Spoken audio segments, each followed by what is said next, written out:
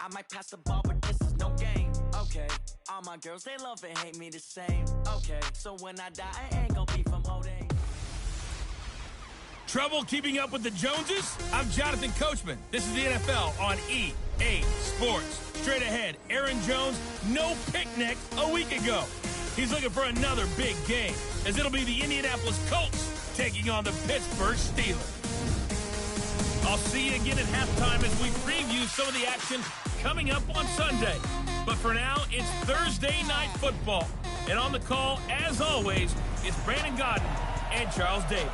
All right, Coach, it is a cold night in western Pennsylvania as we bring you inside Heinz Field here in Pittsburgh.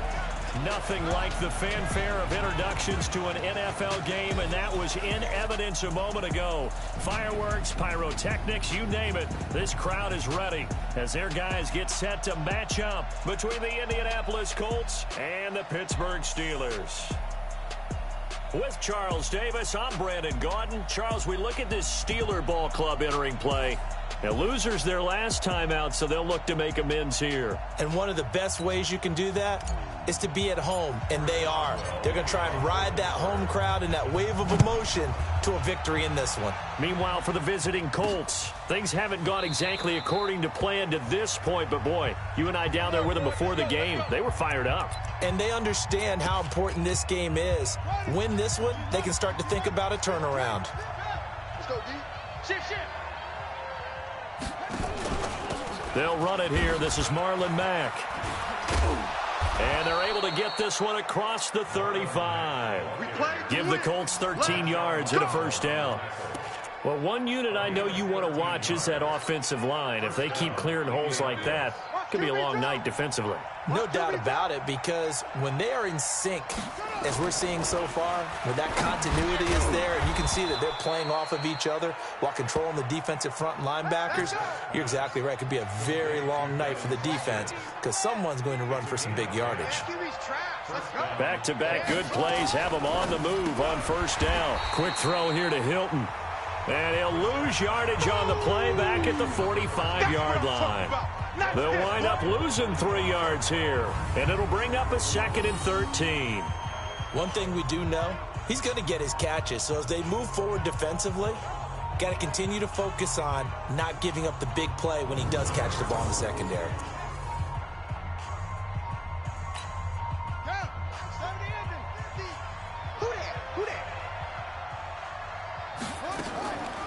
Mack off the draw play. Just a yard there, so it brings up a tough 3rd and 12. Typically, we think it's the strong safeties that are better tacklers, especially closer to the line of scrimmage amidst traffic.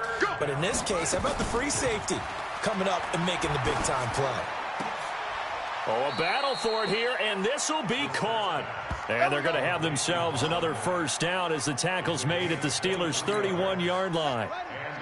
Operating out of Steeler territory now. Here's 1st and 10, down at the 31.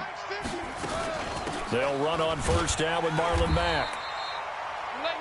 Just a yard on the first down carry, so it's 2nd and 9.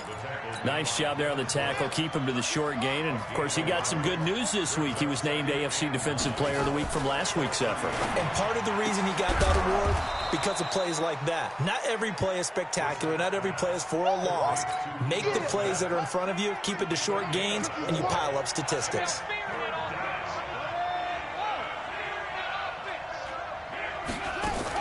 Brissett from the gun on 3rd.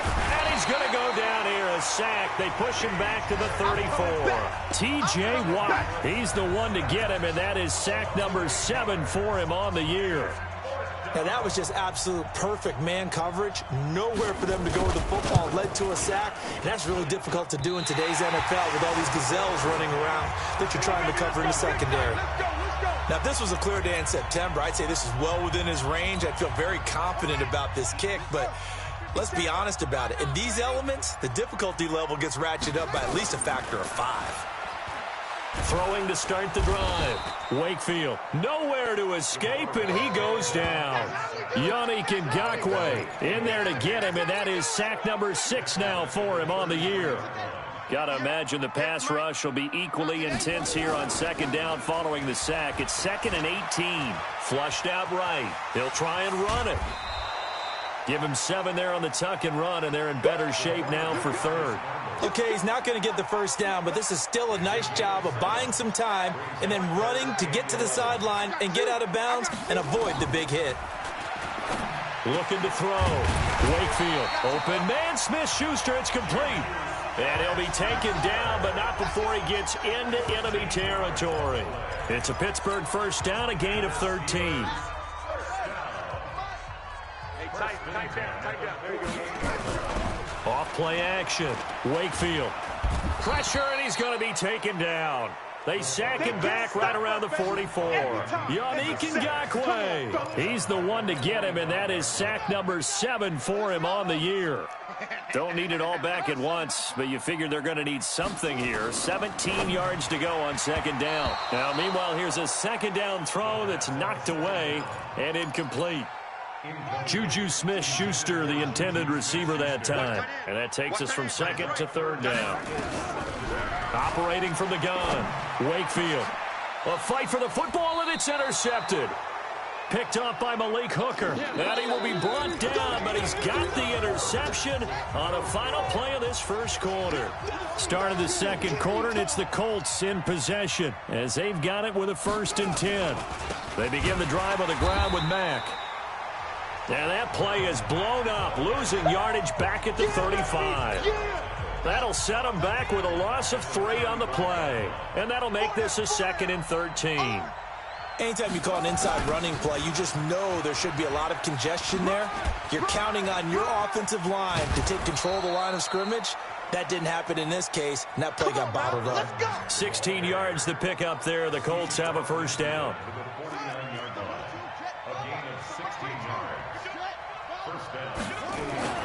They'll run on first down. Mack. And he'll get this into enemy territory, but not by much as he's down to the 48. Minka Fitzpatrick made the play defensively, the first-round pick out of Alabama. On 2nd and 9, Brissett. And he's got daylight. It's a foot race. And he brings this one back. It's a pick 6 for a Steeler touchdown.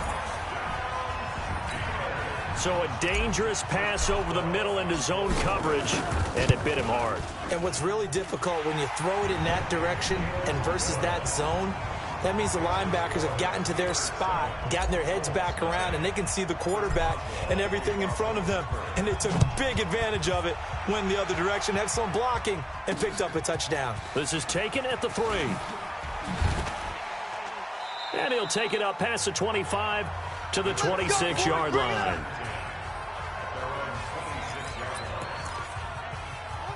The Colts come to the line ready to start their next drive. It hasn't gone particularly well for them. That's obvious. In these conditions, no points so far. They've got to get that offense on track. The question, how do they do it? It is the age-old question, isn't it? And to me, finding a way to make sure your playmakers touch the ball without it being too exotic. Meaning you don't have to go deep down the field. Maybe you hit them on those short passes on the perimeter. Make sure you just turn around and hand it to your best runner and get out of the way. Don't cause any extra stress on your offense. I do know from experience that when you slow down someone's running game, you're now doing the dictating on defense. And guess what? Now you're getting ready to tee off on their quarterback because they have to throw it all the time. But you still have to be alert for the draws and other plays of that nature to make sure you don't get hurt. Now, meanwhile, a pass that should have been intercepted, but it winds up falling incomplete. So it doesn't look like they're going to be able to build off the turnover. Well, the defense certainly did its part. It got them the football. But you're exactly right. It looks like they're going to have to punt this. And all deep in his own territory, he coughs up the football. Here we go. Here we go. Here we go. Was hoping to make a play there on the return with his speed. Instead, he makes a play for the other side. Yeah, and how many times have we heard coaches say, you know, sometimes it's not really about those X's and O's we draw up. It's about those Jimmies and Joes. And when you have a punt returner, he's one of those Jimmies and Joes, one of the best athletes. He's unable to make the play that they were seeking, though. Meanwhile, they take a shot to start the drive, but this is going to wind up incomplete.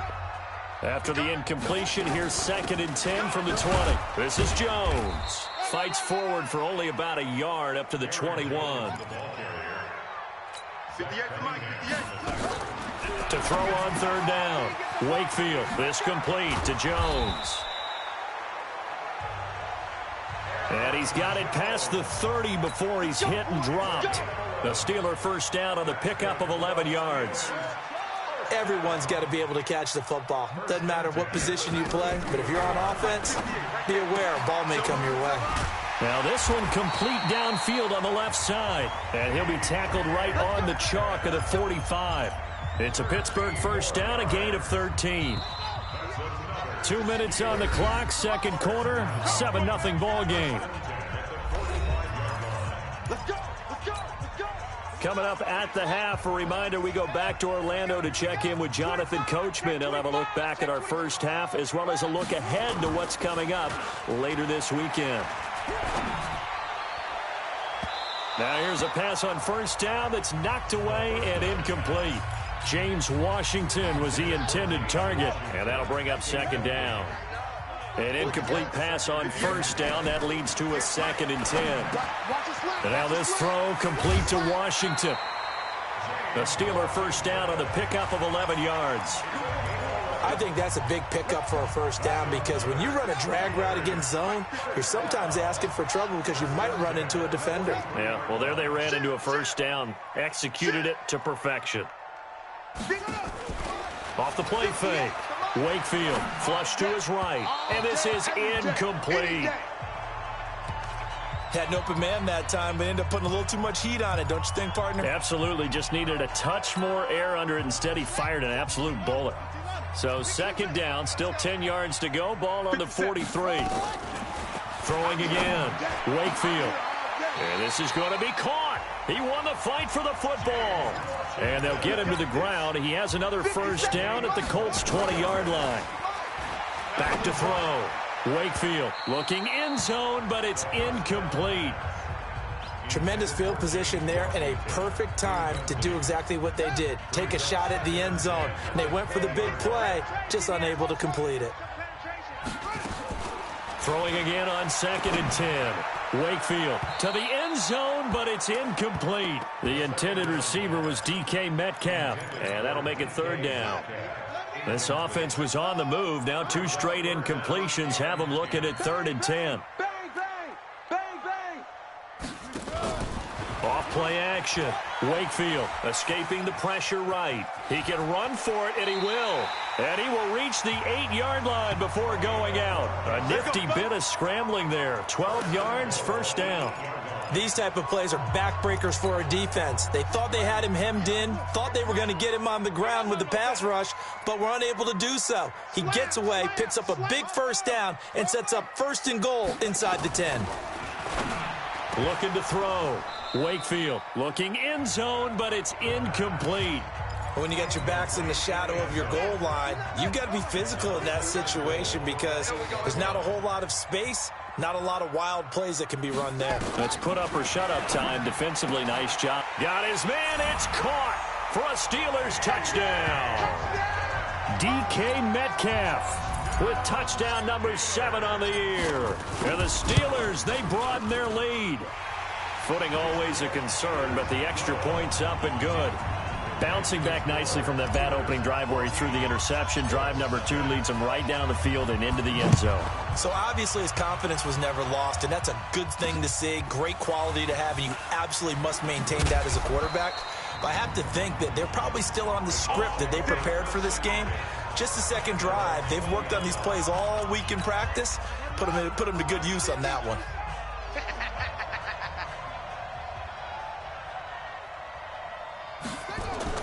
Brissett to throw on first.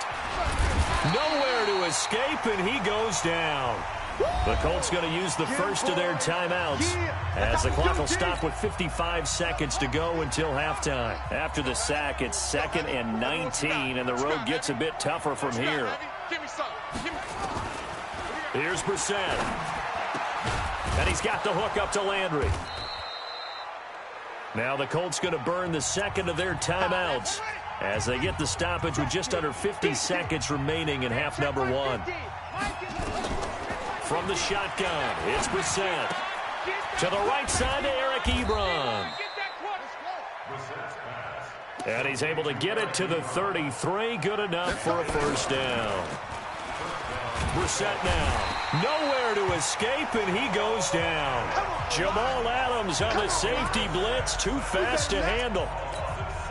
That's 3 sacks now. That's not much of a surprise to me, nor should it be to you. This team, they lead the league in sacks. Yeah, they do. This is something that we are starting to witness time and time again. All right, hang on. We'll jump over halftime. So we have come to halftime in what's already a 2-touchdown game.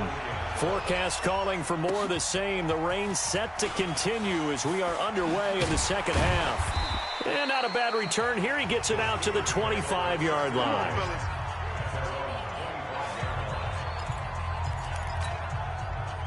The Steeler offense here about ready for their next drive. They built a good first-half lead. Now they have a chance to add on to it. And what I'm thinking is that the offensive staff spent the entire halftime just working with them on, here's what we think they're going to do to attack us in the second half. Nice first half that we've had, guys, but be prepared for some change-ups. We're going to see them when we kick it off in the second half. See how they handle any adjustments that might be made defensively. So the big play moves him all the way across midfield to the 40 now for 1st and 10. Here's Jones. Able to push forward for about 4 down to the 37.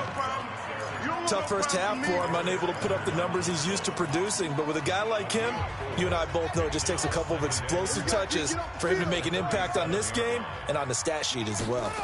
2nd and 6. Open man completes it to Smith-Schuster. And they'll get him to the ground. He has another first down at the Colts' 25-yard line. This quarterback now just 8 of 16 thus far, 50%, but it's 1st and 10. And now a throw on first down there, but it's incomplete. Juju Smith-Schuster, the intended receiver. But it'll be 2nd down. An incomplete pass leads to 2nd and 10 from the 25. From the shotgun, a give to Jones. 2 yards on the carry there, and it's going to lead him to 3rd down. In the first half, he was held in check on the ground, but despite that lack of production, they still have the lead. Yeah, and they've got to feel fortunate about that. If they could actually get production from their lead horse, that would help open up this offense and widen this margin, too. And they'll get him to the ground. He has another first down at the Colts' 13-yard line.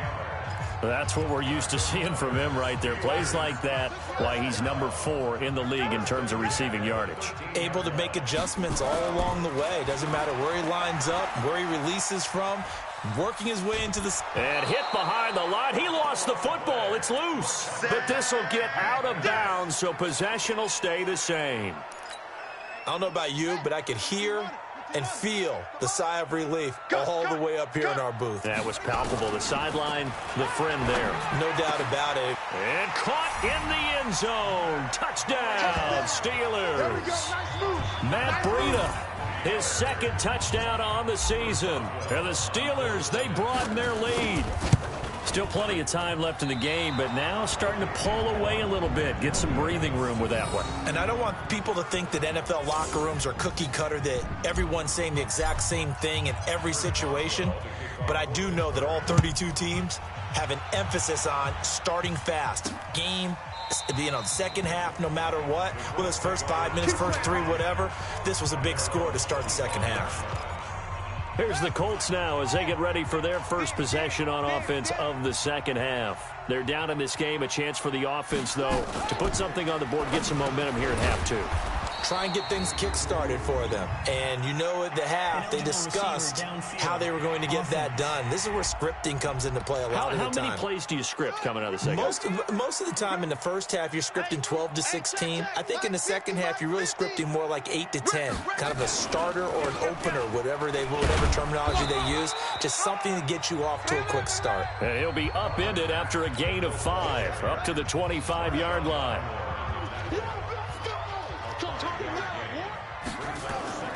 Throwing on 2nd down. Brissett nowhere to escape, and he goes down. So one quick, easy analysis about why they've struggled so far. They keep putting themselves in third and long situations. They just took another sack right there. And the offensive film session tomorrow may be a little longer than it normally is. Not a lot of positive grades will be handed out thus far. Now throwing on third down there, but he cannot connect. Another drive comes and goes. Still nothing on the scoreboard. Yeah, and when the second half comes, you know, it's real easy to get discouraged and wonder if you're ever going to get things started. You just got to fight through it. Got to keep pounding away. Fielded at the 33. 12 yards on the return that time. And the Steelers will go on offense here, 1st and 10. And Pittsburgh getting set to take the field. And now you've got the clock winding down here in the third quarter. You're 3 scores to the good. What's your approach on this drive? Too early to fully commit to playing the clock game. Yet at the same time, you're also not going pell-mell like you would in 2-minute offense. This is what NFL offenses call 4-minute football. Take the clock out of the game a little bit, wind it down, but at the same time, keep advancing the ball down the field. Off the play fake. Wakefield going deep to the end zone for Juju. That is caught. It's Juju for the Steeler touchdown. Juju Smith-Schuster, his 9th touchdown of the season. And the Steelers, they broaden their lead.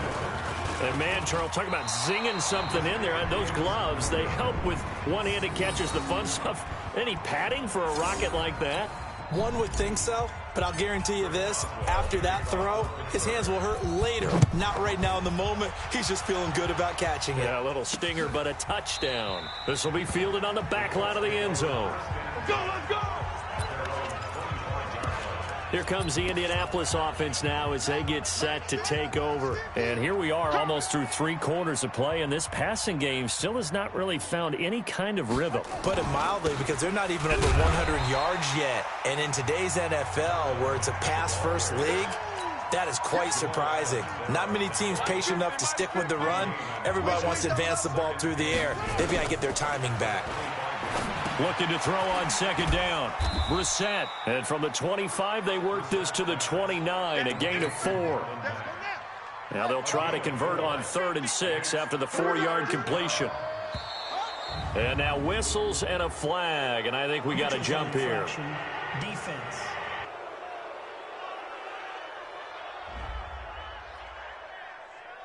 A free 5 yards as the defense jumps. I know it's an anticipation game for them, but it's also a reaction game, and they reacted poorly on that one. On 3rd and 1, here's Brissett, and he hits his tight end, Ebron. Let's go, let's do this! Back now in Pittsburgh. A lot of happy faces in the crowd at this point as their guys have a big lead here to start quarter number 4. Brissett on 1st down. Sideline throw, that's caught by Landry. 16 yards to pick up there. The Colts have a 1st down. Operating out of Steeler territory now. Here's 1st and 10 at the 45-yard line. Again, it's Brissett. He sets to fire deep. And that's going to wind up incomplete. However, we do have a flag down. Let's check in with our referee. So this will be accepted as it moves the offense backwards. After the incomplete pass, here now is 2nd and 10. To throw, Brissett. It's caught by Funchess. It's a gain of 6 on the play, and that'll lead here to a 3rd down. The Colts on 3rd down. They've hit it 50%, 3 of 6 to this point. This is 3rd and 4. Brissett. And he's got his man, Hilton. And they're going to have themselves another 1st down as the tackle's made at the Steelers' 26. Brissett now 6 for 6 since coming back out of the locker room. It's 1st and 10. They'll throw again. Brissett. Quick hitter here. It's complete. And down inside the 15 he goes. A gain of 11 that time and a Colts 1st down. Finally a first red zone opportunity for these guys. It's 1st and 10 at the 14. They'll run here with Mack. And he is met in his tracks behind the line of scrimmage. It's a loss of 2 there, bringing up 2nd down. A rare misstep on that last play because the drive has been strong, but now it's 2nd and 12. From the gun, here's Brissett. That's complete to Smith. And he'll get 7 yards from the 17 to the 10 before he's taken down. Give him 7 on the play, and that's going to lead to a 3rd down. Here's Brissett. To the goal line, but it's incomplete. Another incompletion. You know, it's a wonder he's still moving around back there the number of times he's been sacked. Yeah, he's staying out there, isn't he? And you don't think about it much in a game like this, but he's showing incredible leadership. Still competing, still fighting, not taking himself out of a ball game that appears lost.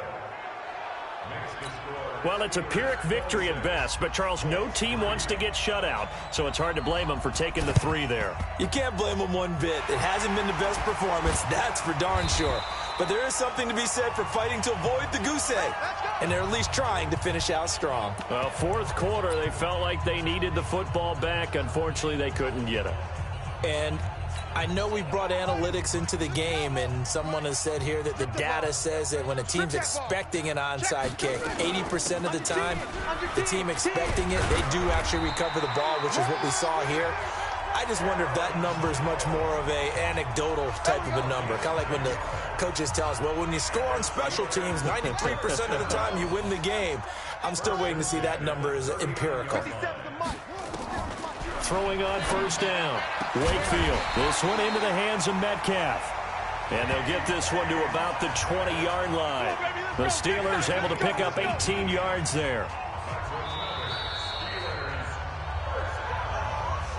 Just 2 minutes remaining here in the 4th quarter of what has been a one-sided affair.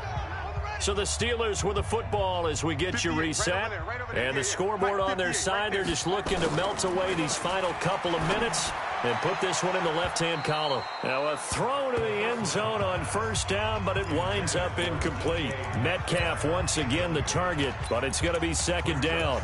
4th quarter, you've got the big lead. If you're coaching, Charles, you still taking shots like that downfield? I'd be a little more concerned with running some clock and making sure you're taking care of the lead, because you keep flinging it around, you throw a couple of picks, you could put yourself in jeopardy.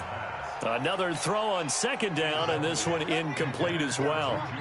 Now they face a 3rd and 10 after back-to-back incompletions. Off-play action. Wakefield eluding the pressure right.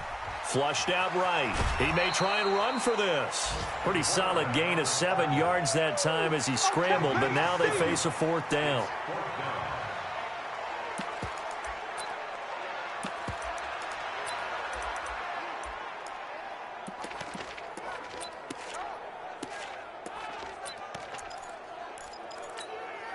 And with things looking pretty good on the scoreboard, they're going to keep the offense out there and go for it here on 4th.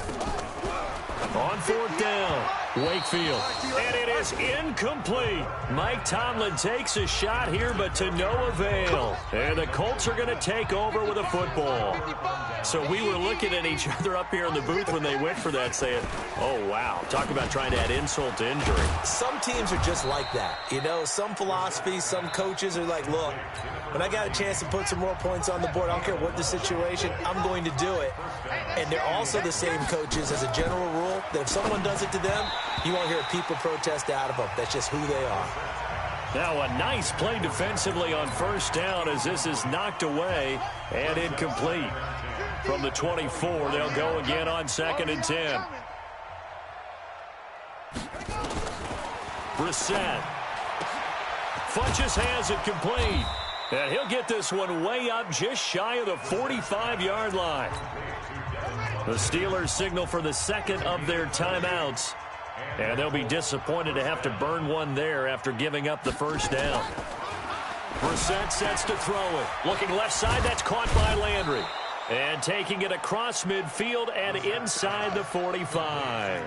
Indianapolis moving the chains there on a gain of 12. Throwing, Brissett. And the stop here will come at the 38-yard line. A gain of 6 there on 1st. Throwing again on 2nd down. Brissett looking for Funches, but it's intercepted. Picked off by Marshawn Lattimore. And that one, Charles, is just going to about wrap up what was no doubt a dominating defensive performance. Yeah, I don't care what team it is. I don't care who you play, whether they're strong offensively or not. Just giving up 3 points in the NFL, that's absolutely a dominant performance and one that they can build on. Looking for more there on first down, but this throw downfield incomplete. Metcalf once again the target, and now it's second down. So now 2nd and 10 after the incompletion on first down. He's going to fire this thing deep right sideline. And that's going to be incomplete. Good effort there trying to take a shot, but it's 3rd down. So back-to-back incompletions, and that has him staring at a 3rd and 10. Off the play fake. Wakefield. And the throw there going to be incomplete. It was no secret who they were trying to get the football to. Well, no, they went to him on first down, 2nd down, 3rd down, all 3 incomplete. Yeah, and when you're unable to connect and you force it in that direction, all you're doing is giving confidence to the defense. They feel like they're really hurting you in a big way. Now they go for it on 4th, but this one is going to wind up incomplete. Boy, it looked like he had it and dropped it. And, boy, possession here turns over with the football already being in the red zone. They go back to the air here after the INT on the last drive. He completes this one to Mack. The Colts going to use the first of their timeouts as they'll stop the clock with 12 seconds to go in the football game. Looking to throw again on 2nd down. Brissett. Ebron caught left side. That one good for the completion percentage, but no gain. It'll be 3rd down. The chance of wasting this great starting field position, a real threat. This is 3rd and long. So this one in the win column for the Pittsburgh Steelers. And